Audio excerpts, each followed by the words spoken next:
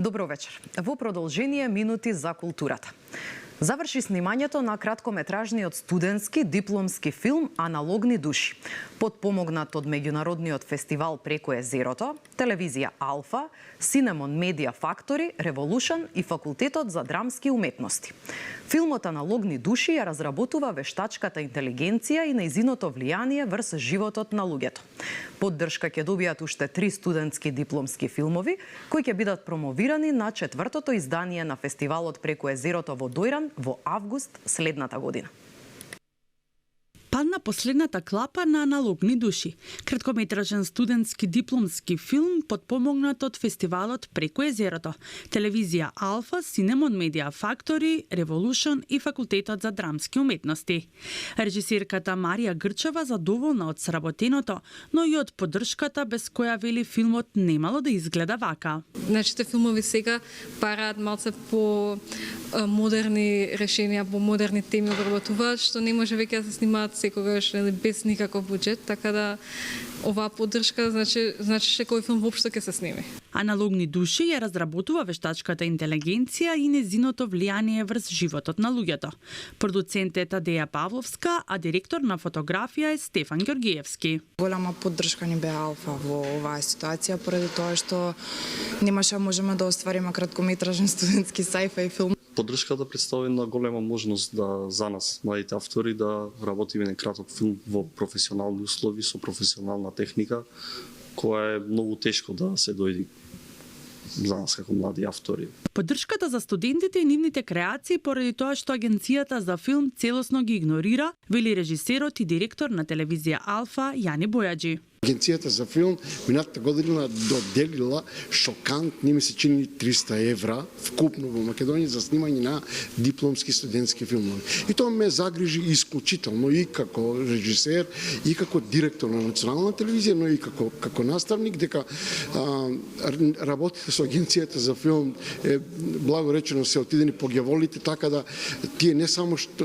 одговорните во агенцијата за филм, не само што ја потрошиле сопствената иднина и собственото минато, тие тргнале да црпат и од иднината на немладите, на студентите. Идејата на Алфа е да овозможи простор младите, штотко дипломирани, режисери, кинематографери, тон инженери, другите придружни дејности на филмот, да дојдат во телевизија, да видат што е телевизија, да ја почувствуваат од блиску и секој да се најде во еден од секторите. Поддршка ќе добијат уште 3 студентски дипломски филмови кои ќе бидат промовирани на 4-то издание на фестивалот Преку езерото во Дојран во август следната година.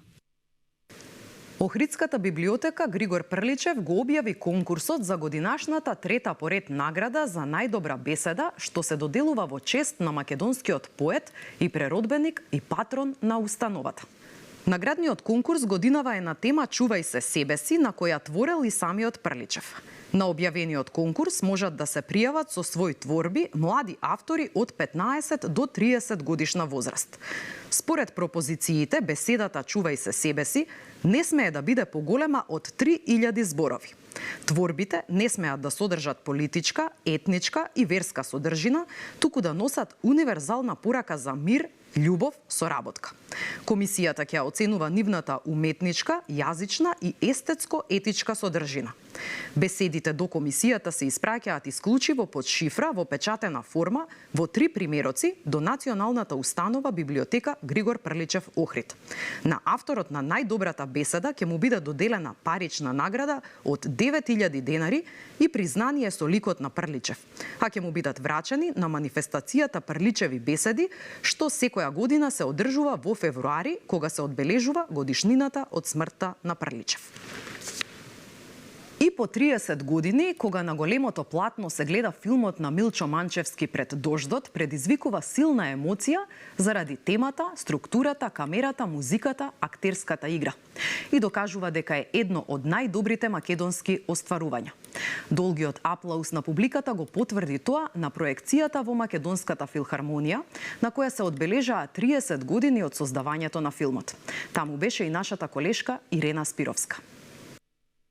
Златната гала премиера, која се одржа во чест на 30 години на филмот Пред дождот на Милчо Манчевски, ги собра филмските љубители, представниците од дипломатските представништва во нашава земја и голем број познати јавни личности во Македонската филхармонија, која специјално по овој повод беше адаптирана за кинопроекција со опрема која беше донесена од странство. За Златната гала премиера на филмот во Македонија допатуваа актерот Раде Шербеџија, дизајнерот на продукција и оскаровец Дейвид Манс, директорот на фотографија Мануел Теран, монтажерот Николас Гастер. А преку видеопорака се обрати и Сајмон Пери, поранешен директор на British Screen и најзаслужниот за можноста да се сними Пред дождот. Присутната публика имаше можност да ја проследи проекцијата на реставрираната копија на филмот, кој пред точно 30 години го освои златниот лав на Венецискиот филмски фестивал. По победата во Венеција, Пред дождот освои уште 30 фестивалски награди низ светот, доби киноприкажување во 60 земји, а беше номиниран и за Оскар во категоријата најдобар странски филм во 1995 година.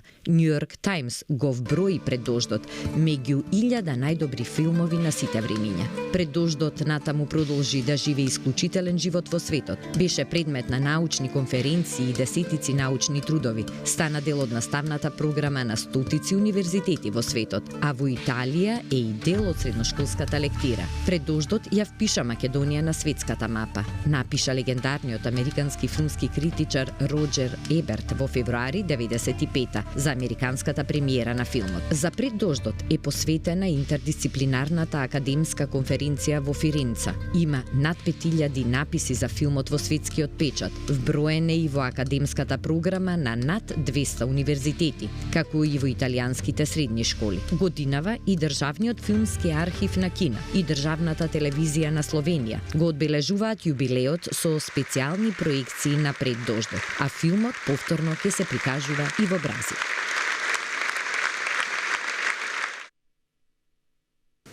Еко-изложба со хуманитарен карактер беше отворена во куќата на Мирис и вкус во Кавадарци, што работи во склоп на музеј Галеријата. На изложбата насловена Создадено за чувство, уметност, екологија, хуманост, представени се традиционалните материјали користени како основа за изработка на современи парчиња. Изложбата е од хуманитарен и аукциски карактер. Може да се купат некои од изложените изработки, а собраните средства ќе бидат донирани во хуманитарни цели кај децата без родители од Кавадарци. Проектот е имплементиран од Сдруженијето Еко живот Кавадарци. Создадено за чувство, уметност, екологија, хуманост е иновативен проект кој ги спојува уметноста, екологијата и хуманоста. Со користење на текстилниот отпад како уметничко средство за изразување, се привлекува вниманието на прашањето за отпадот од текстил како тешко распадлив материјал, кој е еден од главните придонесувачи за загадувањето на животната средина. Фокусот на оваа иницијатива е соочување со овој еколошки проблем на локално ниво. Проектот представува мост помеѓу богатото наследство од минатото и современата мода. Тоа е се што ви подготвивме за ова издание на Вестите од културата. Повеќе содржини најавувам за утре во истиот термин. Останете со програмата на Алфа.